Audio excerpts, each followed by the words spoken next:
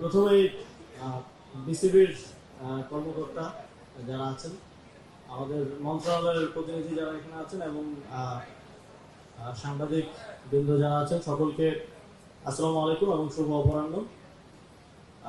বিসিবিকে একটা বিশেষভাবে ধন্যবাদ দিতে চাই আজকে বাংলাদেশের ক্রিকেটের এই একটা মহেন্দ্রক্ষণে আমাকে এখানে আমন্ত্রণ করার জন্য এবং আপনাদের সাথে এই অভিজ্ঞতাটা শেয়ার করার সুযোগ করে দেওয়ার জন্য।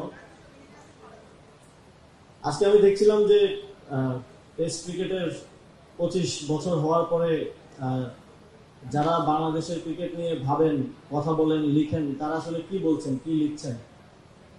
তো অনেকগুলো হতাশার গল্প সেখানে আমি দেখলাম, যে অনেকে যারা ক্রিকেট নিয়ে বিশ্লেষণ করেন, ভাবেন, কথা বলেন, হতাশার গল্প দেখলাম। তবে স্ট্যাটিস্টিক্স ঘাটতে গিয়ে আরেকটা জিনিস খেয়াল করলাম, শুধু হতাশা না, আমাদের আশার বাণীও আছে। আমরা যদি আমাদের তো 25 বছর হলো টেস্ট ক্রিকেটে, আমরা যদি যাদের 100 বছর হয়েছে, 60 বছর হয়েছে, তাদের সাথে তুলনা করি, তাহলে মনে হবে যে স্ট্যাটিস্টিক্স ওয়াইজ আমরা অনেক পিছনে। কিন্তু আমরা যদি দেখি যে যারাই টেস্ট মর্যাদা পেয়েছে তাদের প্রথম 25 বছরের পারফরমেন্স কেমন ছিল, সেই স্ট্যাটিস্টিক্সে কিন্তু বাংলাদেশ পৃথিবীতে চতুর্থ। কেসারেন শেকড় থেকে শিখরে।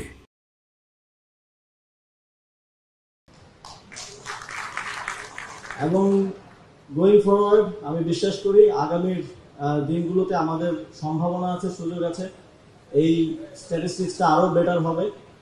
আমরা পেছনের দিকে না তাকিয়ে সামনের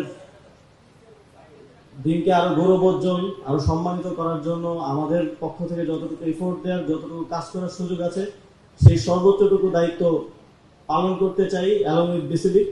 এবং বিসিবির সাথে আমাদের যে একটা সুন্দর কোঅর্ডিনেশনের মাধ্যমে এখন কাজ চলমান আছে, আমি আস্থা রাখতে চাই ভবিষ্যতেও যে কোনো সময় এই সমন্বয়টা বজায় থাকবে।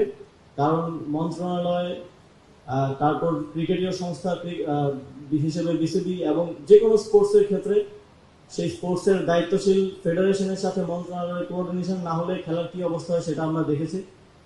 বিগত সময়ে আমরা দেখেছি যে বাফুফের কি পরিস্থিতি ছিল, কিন্তু এখন একটা ভালো কোঅর্ডিনেশনের ফলে আমরা ভালো করছি ফুটবলে, এবং ক্রিকেটেও আমরা আরো ভালো করব ভবিষ্যতে।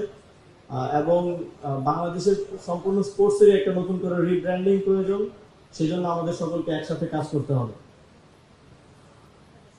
আমি দায়িত্ব পাওয়ার পর থেকেই আমাদের সবচেয়ে বড় যে চ্যালেঞ্জ, যে আমাদের সকল স্পোর্টস শুধু ঢাকা কেন্দ্রিক, কিন্তু আমাদের খেলোয়াড়রা আসে একদম প্রান্তিক অঞ্চল থেকে। এই যে চ্যানেলটা, এটা আরো সুন্দর করার জন্য আমাদের প্রয়োজন বিকেন্দ্রীকরণ। তবে যখন প্রথম ক্রিকেট বোর্ডের পরিবর্তনটা হয় অন্তর্বর্তীকালীন সরকার দায়িত্ব গ্রহণ করার পর, তখন আমি দুইটা জিনিস চেয়েছিলাম, এর মধ্যে একটা ছিল বিকেন্দ্রীকরণ। তবে আজকে সেটা ক্রিকেট বোর্ডের অন্যতম গুরুত্বপূর্ণ এজেন্ডা ভুক্ত হওয়ার কারণে, এবং যখন আমি দেখলাম যে ক্রিকেট বোর্ডের নবনির্বাচিত প্রেসিডেন্ট তিনি বিভিন্ন অঞ্চলে, বিভিন্ন জোনে গিয়ে গিয়ে বিকেন্দ্রীকরণকে প্রমোট করছেন, এবং ক্রিকেট বোর্ড আজকে যে ঘোষণাটা দিল 4টা জোন করে সেখানে মিনি বিসিবি স্থাপন করা, আমার মনে হচ্ছে যে বিকেন্দ্রীকরণের যেই উদ্যোগ বা যেই কথা আমরা বলছি সেটা বাস্তবে রূপান্তরিত হচ্ছে। এবং এর মাধ্যমে আমরা একদম পাড়াগাঁয়ের কিংবা অলিতে গলিতে ক্রিকেট খেলা কোনো একজন বাচ্চাকেও আসলে ভবিষ্যতের স্বপ্ন দেখাতে পারবো। তাকেও আমরা এই বিশ্বাসটা দিতে পারবো যে সে যদি ভালো করে, তার মধ্যে যদি ট্যালেন্ট থাকে, সঠিক পরিচর্যার মাধ্যমে তাকে আমরা বাংলাদেশ দলে খেলার সুযোগ করে দিতে পারবো। বিকেন্দ্রীকরণের অংশ হিসেবে আমরা মন্ত্রণালয়ের পক্ষ থেকে একটা ঘোষণা আজকে দিতে চাই। আমরা ইনফ্রাস্ট্রাকচারাল ডেভেলপমেন্টের জায়গা থেকে আমাদের, আপনারা জানেন স্কুল ক্রিকেট, অনেকগুলো স্কুল ক্রিকেটে ভালো করে, আমরা সেই জায়গা থেকে একটা অ্যাসেসমেন্ট করে বিসিবির সহায়তা নিয়ে 100টা স্কুলের মাঠে আমরা সিনথেটিক পিচ স্থাপন করে দেব। আমরা শুধু আমাদের ইনফ্রাস্ট্রাকচারের মধ্যে সীমাবদ্ধ থাকতে চাই না, আমরা চাই যারা স্কুলে ক্রিকেট খেলে, রেগুলার খেলে, তারাও যাতে একটা ভালো ইনফ্রাস্ট্রাকচার পায়, তারাও যাতে একটা ভালো পরিচর্যা পায়, সেটা আমরা নিশ্চিত করতে চাই। সর্বোপরি আমরা মনে করি যে একটা ভালো ক্রিকেটিং ইকোসিস্টেম তৈরির মাধ্যমে আমাদের আগামীর ভবিষ্যৎ শুধুমাত্র সম্ভাবনার, এবং সেই সম্ভাবনার দ্বার উন্মোচিত হওয়া সম্ভব আমাদের সকলের আপ্রাণ প্রচেষ্টা এবং পরিশ্রমের মধ্য দিয়ে। আপনারা সেই পরিশ্রমটা করছেন এবং এক্ষেত্রে সকল অংশীজনদের সর্বাত্মক সহযোগিতা এবং সমর্থন প্রত্যাশা করে আমার বক্তব্য শেষ করছি। আসসালামু আলাইকুম।